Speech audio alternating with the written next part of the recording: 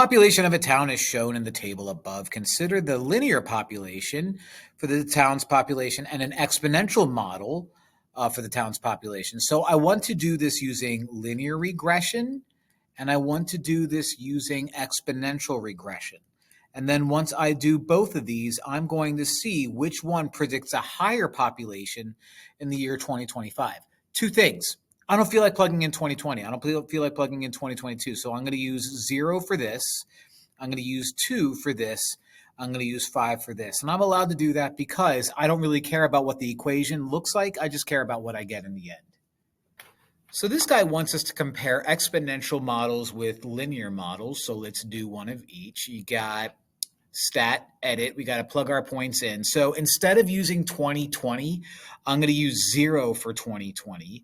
And instead of using 2022, I'm going to use 2, which means when it asks me to do 2025, I'm going to use the value 5.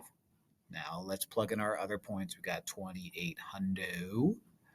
We've got 2,527. And then we'll quit out of it.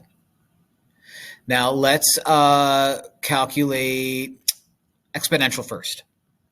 So we'll go down to exponential regression. There it is. Enter, enter, enter. I am going to use this equation and plug in 5. So I'm going to go down to the store regression equation guy, hit vars, go to y vars, function, and now it's going to store that in y sub 1. So I'm going to calculate it. Boom. When I hit y equals, there's my equation right there with its unnecessary decimals. I care about what happens at 5, and whatever happens at 5, I could just find out by clicking table, and I have 2,166.6. So I'll write that down when I have the opportunity to write it down. That's my one guy. So again, the exponential model gave me 2,166 point blah, blah, blah, blah, blah, blah, blah, blah. Now I'm going to keep the same values. And what I want to do is I want to do the same thing, but with a linear model. So I'm going to go to stat again. I'm going to go to calc again. And this time I'm going to go to linreg, which is 4.